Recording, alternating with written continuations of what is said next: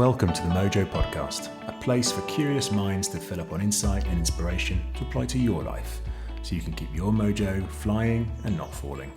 I'm your host, Richard Stokes, and it's a pleasure to be here with you for episode 4 of the 5th series of the Mojo Podcast.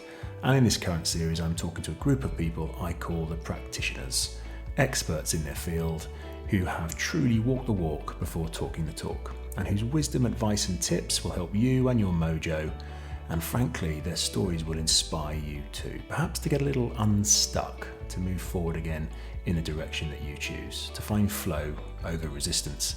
In short, to find your mojo. This week, we're really drilling down into the fundamentals of life. We're talking about breathing and the practice of breathwork. You know, the human body can go 3 weeks without food, 3 days without water, but only 3 minutes without breathing. So this really is one of the most crucial functions our bodies perform, and we do it over 22,000 times a day, and mostly totally subconsciously. Well, with that many times it kind of has to be, but by bringing more attention and focus to how we breathe, there can be some really big wins. Breath's life. It's power, it's energy, it's our life juice. So it's so good now to take some time to really get to know it, get to know our breath, get to know us. And in that, we have the power and the capability to change our state, change our emotional, mental, physical, spiritual well-being. So it's huge. My guest today is the brilliant Ali Gilling, breathwork practitioner and yoga teacher, also a fellow winter resident here in Ibiza. So for this chat, I was able to get off Zoom, take a walk in the forest near my home with Ali, to breathe in the nature around us and have a profoundly uplifting and informative mojo conversation. You'll hear just what breathwork and active breathing is, how it can support us, empower us and help us recover from pain and trauma. If you've ever been curious about breathwork, this episode is definitely for you, as Ali guides us through what you can expect from a session. And also, if you know that sometimes your own breathing is a bit off somehow, are you holding your breath due to anxiety, stress, shock, nerves? Ali talks through some great practical tips to find your breath again and come home to you. This was a lovely conversation. Please enjoy the sounds of the birds and the winds in the trees too. There'll be more on-location interviews in the rest of this series. Okay, here's my mojo conversation with Ali Gilling. And welcome back to the Mojo Podcast. And this week, for the first time in what seems like years, I'm back on location in beautiful Ibiza. We're sitting in a glade in the forest just outside of the town of Santa Gertrudis. And my guest today, Ali Gilling, joins me. Ali, how are you doing? Very well, thank you, Richard. Lovely to be here. Yeah, here in the nature, really lovely. Isn't it beautiful? And I was really pleased, as you're a fellow resident of Ibiza, that we could get together face to face and do this conversation. Yeah. And I just thought, given what we're going to talk about today, that being in nature would be a really beautiful place to have this conversation. And before we get into that, I'd love to find out how you're doing today. So Ali, out of 10, how's your mojo today? Great question. How's my mojo? I would say a 7 today. Yeah, that feels good. It's wonderful to be back in Ibiza. It's arriving back again a few days ago. So there's always that kind of landing and settling, but really happy to be here. And just those morning swims are just so gorgeous. So yeah, I feel well. I love that. So just, the arrival back into this beautiful nature, settling yourself with, as you say, some swimming. I'm sure we'll get into that a bit later on. So when I say that word then, mojo, and I've heard so many wonderful definitions from all my guests, but what comes up for you when I say mojo? I think initially it feels like the spark, the vibe, the vibrancy, in the flow. So I feel like I'm in my flow, but it's almost a little bit more than that. It feels like there's energy. There's an energy and a focus and aliveness. That's what I feel. And think that's why I gave it a 7, because it could definitely move towards an 8. But there is this focusing and a steadiness, a clarity. And I know that for myself that will come as I settle back here onto the island once again. But yes, the energy, the clarity, just being in your, I want to say being in your funk, being in, in the vibe, because it feels like it has kind of an energy to the word. So, yeah. I find that I don't say that word often about myself. It's interesting. I find myself like I'm in my flow, or I've got that clarity, but yeah, my mojo. Oh, thank you. Well, it seemed to encompass lots of elements for everybody, and I love that what you're bringing to it, that aliveness that you spoke about. And I get it, that kind of just in your funk, in your groove, maybe in your flow. It just, things are just moving the way you want them to move, and you're giving yourself that upward opportunity for the 7 to maybe become an 8, and hopefully by the end of this, woo. Maybe it will. So I was really excited to get you on the podcast and talk about your kind of specialist area of practice, which is breathwork. So could you give us maybe it's a bit of a 101, a bit of a beginner's definition, if you like, for people that are not that close to it. What is breathwork, and what happens? Yeah, thank you, Richard. I mean, breathwork, it's a broad word, and when we think of breathing, our own breathing that we do day to day, that's just there all the time. But to define a breathwork, it's almost like being intentional and with a consciousness to breathing in a particular way to improve or enhance our mental, physical, emotional well-being, really. And there's many aspects to that. I mean, breathwork, it's become really more and more popular as the last few years, which is great. More and more people are aware of their breath and how it can help to control oneself in our day-to-day life. It's interesting because of my yoga background for, almost 30 years. The yogis have been saying that for years about how breathing, as in pranayama, and breath control and breath exercises are really good for relaxing the nervous system. But there's many different types of breathing practices, not just our quick daily ones that we may want to take 5-10 minutes from our day just to regulate ourselves. There's also much more active, dynamic breathing practices. It could even be obviously different breathing for different sports. I mean, obviously if you were a singer or if you're diving, there'll be different practices of that. But for myself, from really practicing yoga for nearly 30 years, teaching it for over 21 years, pranayama's been a really big thing for me. More in the nose breathe and more of the relaxing aspect, the calming aspect. And then I went through to mindfulness, which is also that, but the latter years has been creating or bringing in a little bit more of an active breath. So it's really wide. And moment.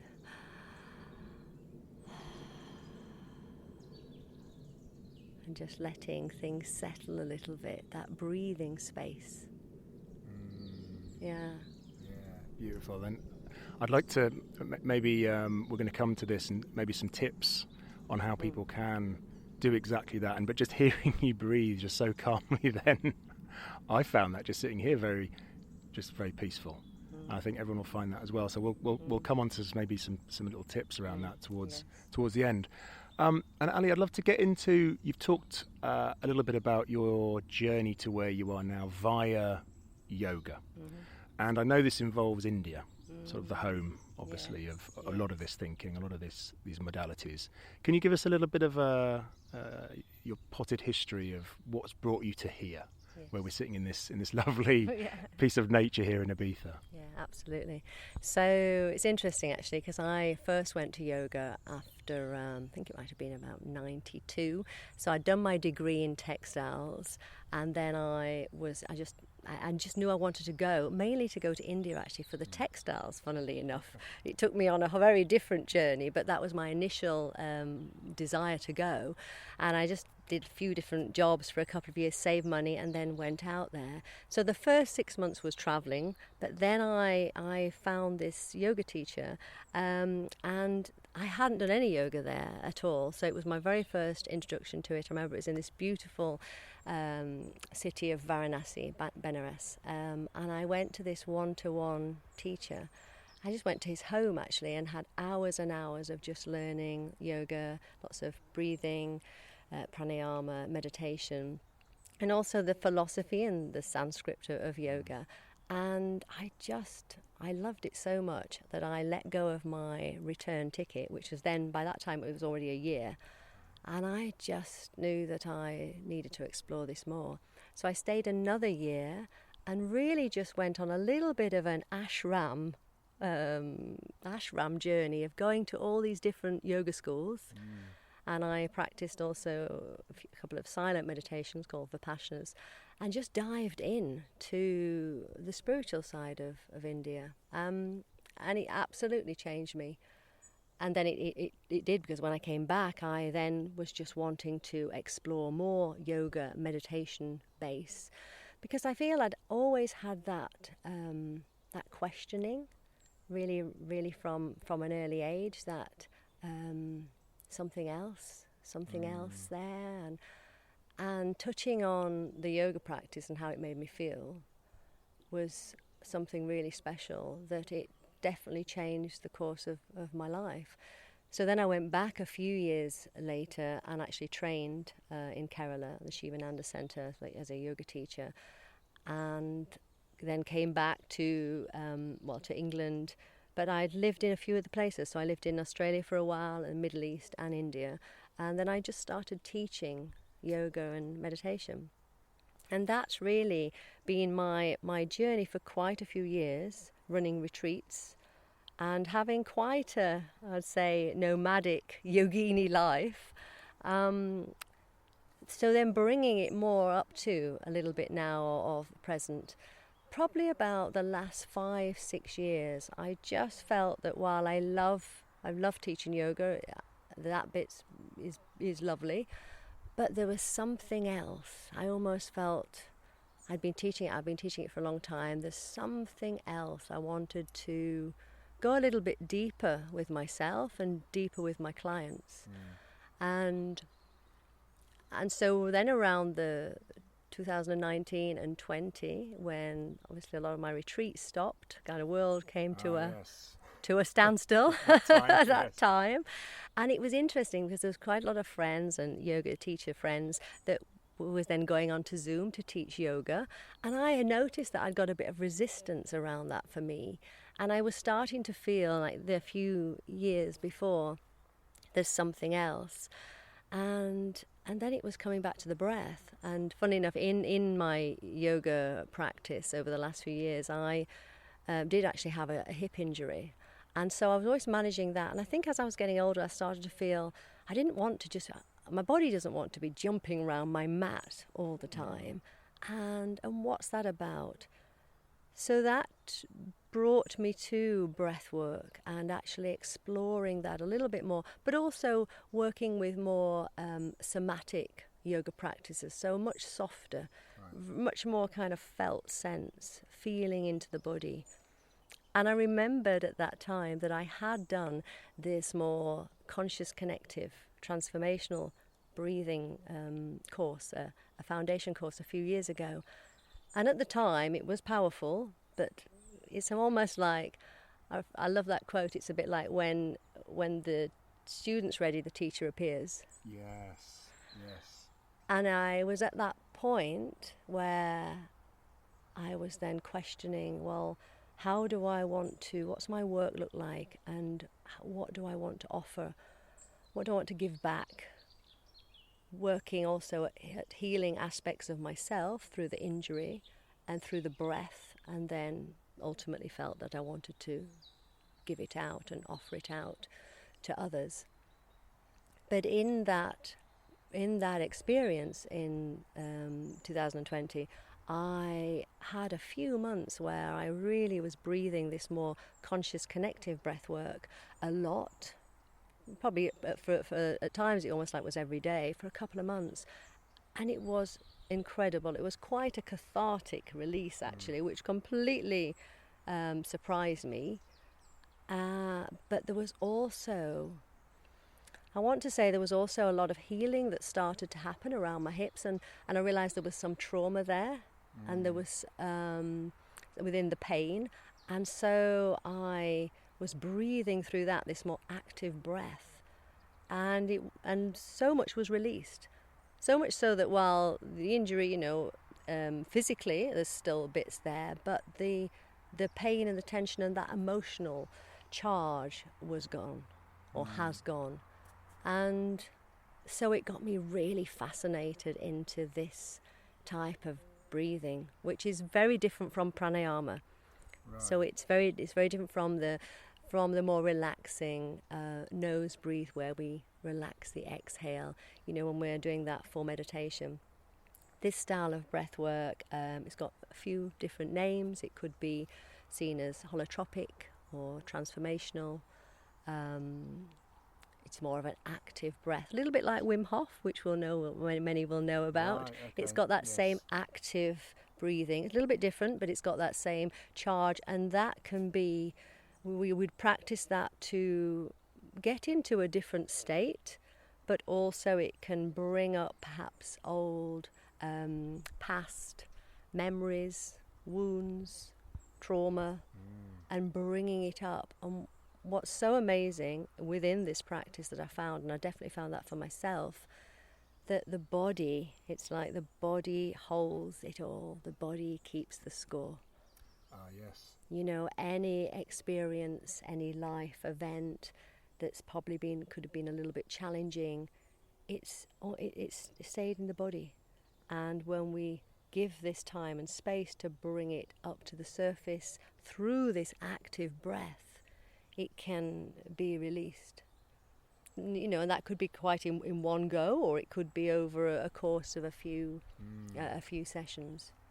What I'm hearing there is a lot about you following your intuition in many ways. This whole journey that you've been on there was something, as you say, when you were quite young, after university, being called to India, then called to stay, called to go deeper, and then finding breath work along the way, and then that really coming for you, and you mentioning your own hip injury, and it's sort of healing that to some regard. Maybe what we'll spend a little bit more time on is this, when you're talking about this more active breathing, and when you mentioned Wim Hof, I sort of laughed a bit actually, because I've experienced a little bit of that. I remember last winter doing some Wim Hof breathing with some guys here in sort of January, and then doing a sort of 40-minute session and running into the sea and feeling just invincible. It was quite incredible feeling actually of just what that had done. And okay, the sea in Ibiza doesn't get freezing cold like in Northern Europe, but it still could be pretty unpleasant. But I didn't honestly really feel it. So that was a very sort of powerful personal experience. So maybe could you talk a little bit more about the active breathing process that you're talking about, and why people are drawn to it and what they're getting from it. You've touched on this, but I'd love to go a bit deeper on that, if that's okay. Yes, absolutely.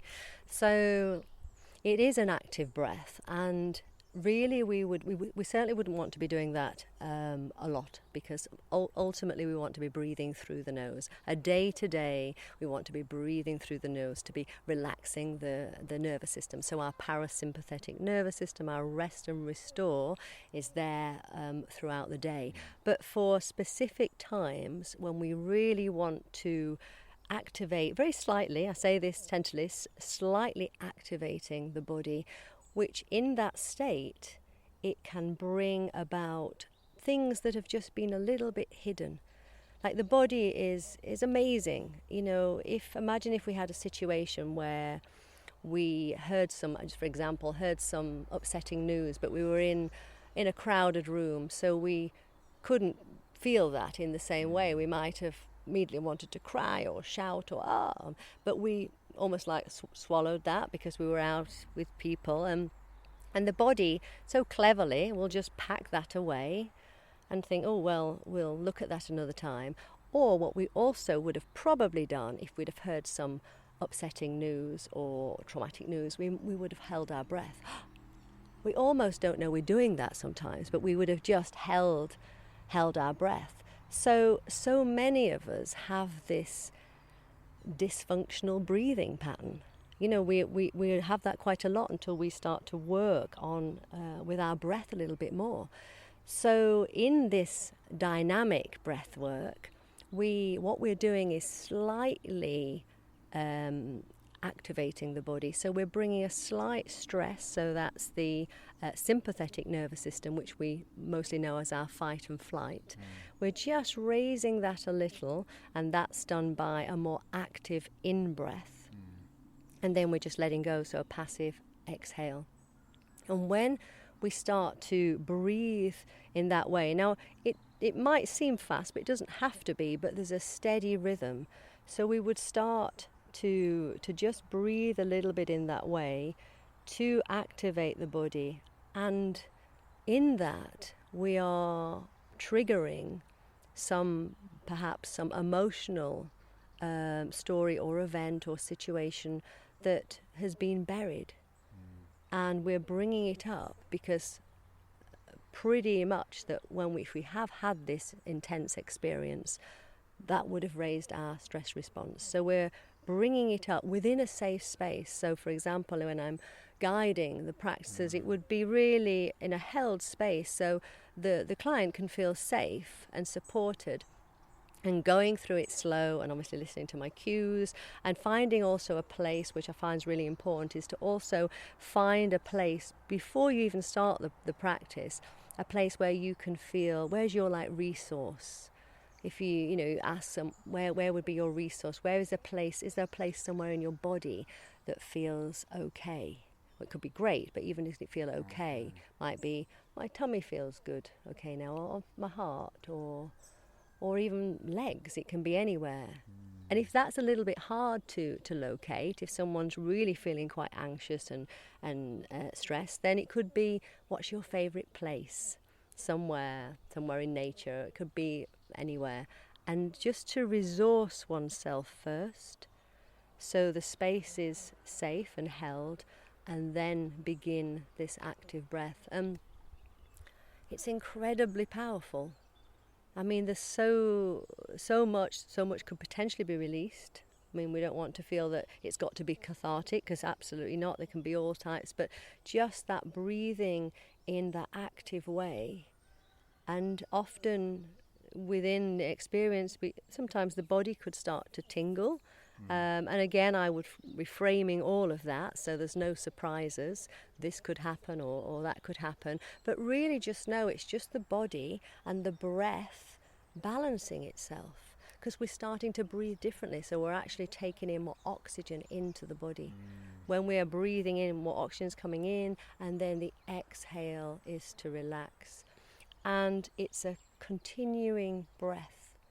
So it's a little bit different from, say, other breathing practices where we might consciously take a pause. But here, and we often find in our day-to-day, we might have held our breath. Something might have happened. Oh no, I've got to breathe. And then we remind ourselves. But with here, in this breath, we are creating a loop. And I often like to describe this a little bit like, almost like if we can picture the ocean, the waves coming in and going out. And we always know it comes in and it goes out. There's always a certainty of that. And if we can picture our breath a little bit like that, so we're breathing in and then breathing out, breathing in and breathing out. So we're creating this constant loop. But the in-breath is a little bit more active, and that is what's slightly charging the body. So we're getting into a different state. And so that's it's an activating breath, and it's done within a short time. It could be from 30 minutes, 40, 50 minutes, but it's within a space. So it's more like, I want to say more like a therapy, because it has potentially to really shift and release things. But there's this trust as well that the breath and the body, to really just know the wisdom of our breath and body, knows exactly what to do. So as much as possible, if we can just step out the way. Easier said than done. No, I laugh because I work with a coach myself, and he often talks about, just imagine if you just got out of the way. Just imagine what the universe has got planned for you if you can just get out of the way of it. Because we get in the way of an awful lot, and mostly that's our thoughts. That's our ego stepping in the way, the not good enoughs, all this sort of thing that comes to mind. And what I love about what you're talking about is exactly that. Step out of the way, trust your body. It's an amazing piece of kit if you just let it do its thing. And here are some ways of, as you say, breathing beyond our, as you say, our everyday, day-to-day breath, but really almost, I'm hearing a sort of supercharging it to get to a whole different place. And when you talked about therapy there, I suppose I understand that. It's allowing yourself to move somewhat unexpected, maybe unplanned, less conscious, but rich in terms of what it can bring you. And I'm also getting from what you're saying that the importance of doing this with someone who knows what they're doing, because of this, what can come up for you, and the space that needs to be held along the way. So what have you seen and experienced? I mean, I'm not looking for sort of negative stories perhaps, but just that need that people, I say, that things that can come up and the power of this. Yes. So within the active breath, there definitely is a few contraindications, I would say. So it's not as if it's like for everyone. Because it is activating and charging the body, then we just need to be really mindful that we are resourced ourselves. So we're feeling, in a okay space to start. So I would be listing a few contraindications for anyone that came to the session, just to be really mindful of, is this the breath for you? Is this the practice for you? Because even just connecting in, if someone was coming really anxious or feeling quite charged and stressed anyway, I wouldn't be putting them and saying, right, let's charge the body, let's have an activating breath. I would certainly, we may work down that further down the line, but I would certainly let's just connect into the breath and just have almost getting a functional breath of just slowing down and trying to find the pace. But then from there, where it could go, because it could bring up some issues that then to work with. So this kind of breath is a bit more of an active breath. If you feel there's just something that you want to release or want to work with. I mean, as I said, it came to me through feeling there's something else, and I really wanted to just inquire into my body and around the pain, and I would say that, and the trauma around the hips. There was a physical pain, but there was something else. And through the breath work, to really explore that, there was the memory, of the actual experience. So that was released, and absolutely that's moved and shifted now. So someone being drawn to this kind of work is if you feel there's something that you just want to work with within the realm, because everything is held within the body through the breath. Yeah. And I was fortunate enough a little while ago to experience one of your Zoom breathwork sessions. I mean, this is what we were talking just before about. Isn't it amazing how we've adapted, and technology, we've learnt to use it for our various different practices, and to democratize even what we're doing, and certainly in the world of breathwork, as you said. And I joined you, and what I found it, we did joke, I found it very relaxing. I may have had a little snooze. I was a bit tired that day, but I also loved that you brought music into it. Could you talk a bit about your sort of flavour of bringing those amazing rhythms and beats into your breathwork sessions? Yes, love to. So that has been an absolute joy, actually, because I love music and I love dancing, and I often within the yoga classes, sometimes I haven't really always done music at the yoga, but I always did moving, walking in, and then a relaxation. But with the breath work, I've loved creating music because I really feel it can really support the journey. So I've actually started where we start gentle, landing, integrating, feeling into the body, connecting the breath, and then it slowly starts to build. So I would take someone on a journey really to build up. So I definitely was, when I was playing with the music, I mean, I love, that's almost my favourite bit, bringing lots of different music in, from some for the peak, because there's always a peak. It starts gentle, then rises to a peak. So I'm encouraging or inviting a client to step up the breath if that felt within the safe space of how they're feeling, if that feels okay, to move towards a peak. And I often refer to it as almost like that mountain peak, and then it dips down.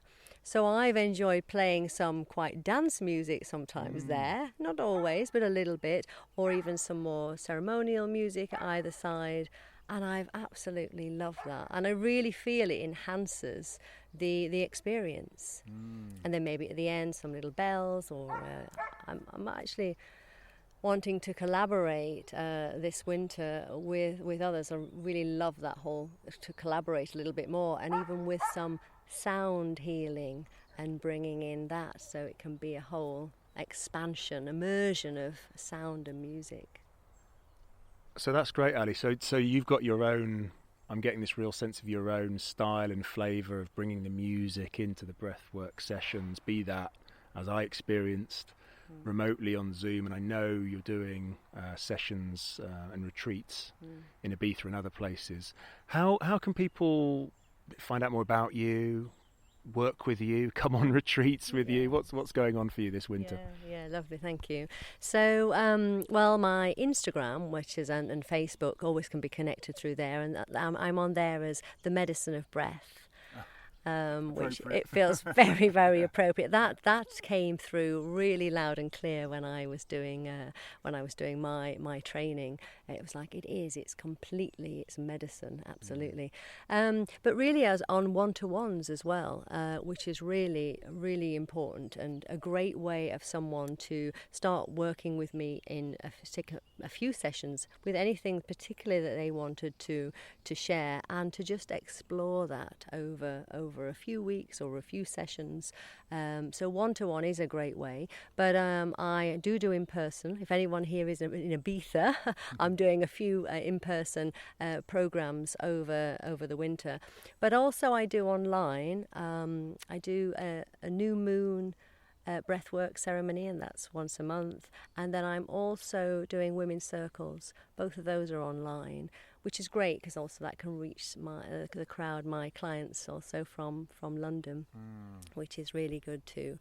But yes, I really feel the importance of, because I also was doing mindfulness and teaching mindfulness after yoga, I really feel the importance of bringing that in as well. So while breath work can stand on its own, but really incorporating the mindfulness in as well, and even the somatic movement, the more gentler felt sense, it's all encompassing, which can give a very holistic approach to well-being.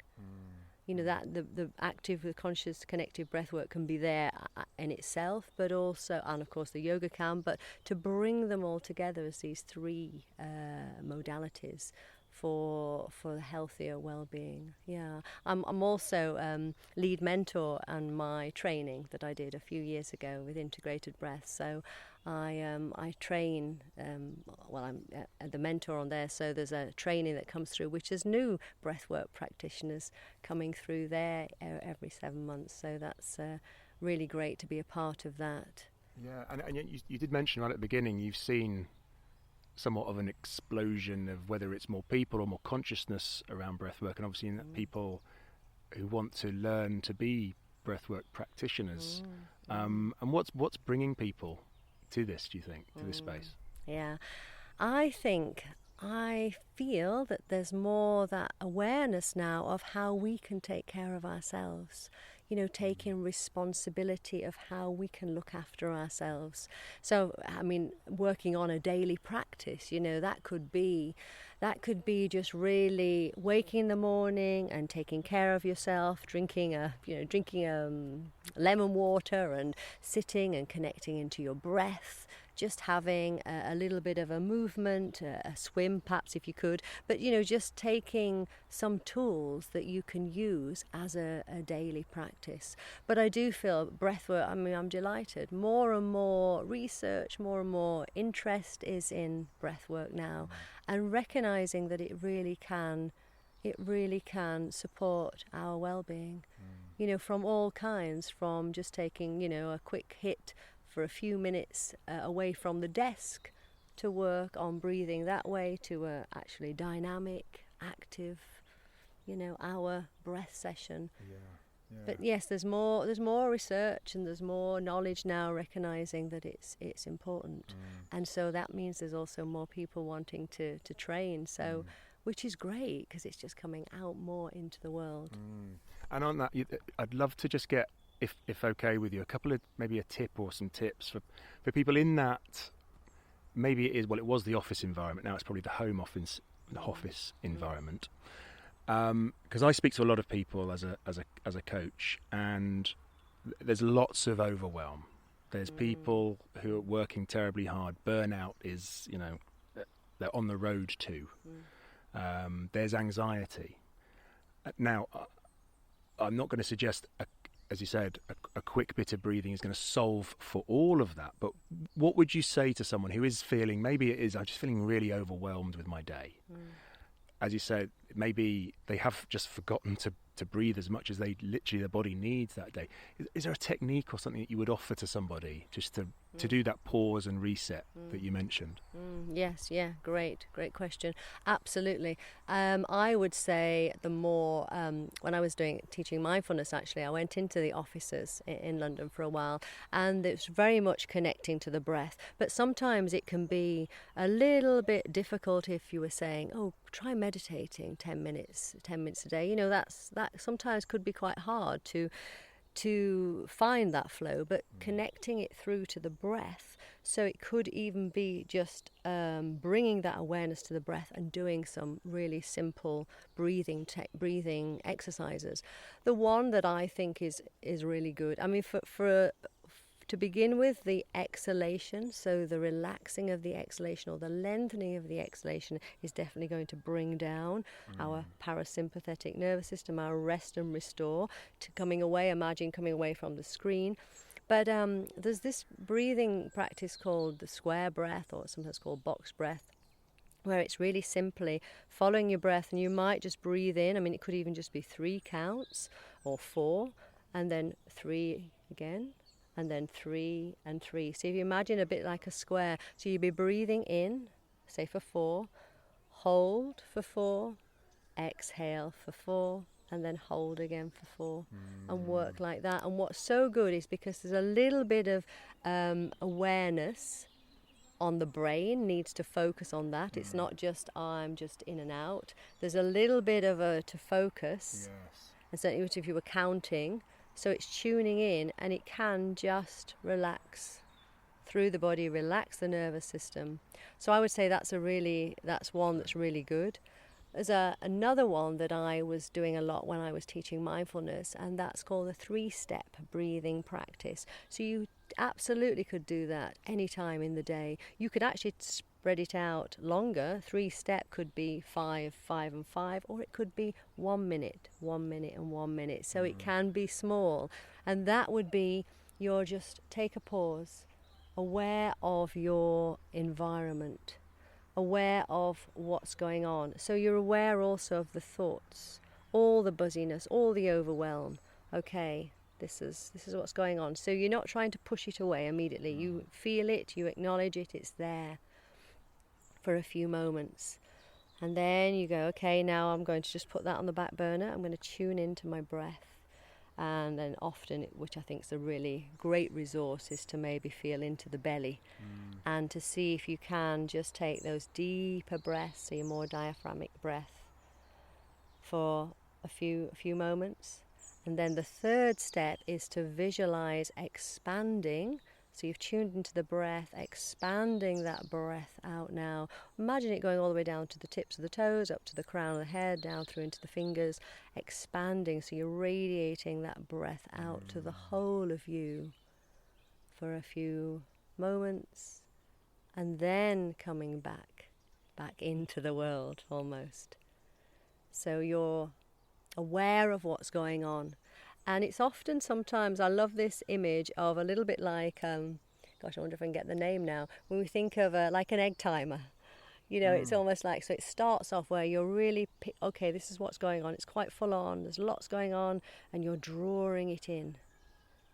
It's all there buzzing. Then you're bringing it into your center, feeling into the breath, and then expanding it back out.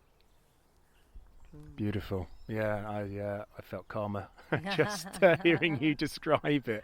But that sense of how the breath is really linked to our presence and our energy as well. It's something I've been working on a lot in the last year with some support, is just coming into the, coming out of, as you started that, out of the head, where it's all busy and sometimes overwhelming, coming back into the body. And isn't the breath an amazing way just to come back into your body and then, push out that energy in the way that you want to push it out.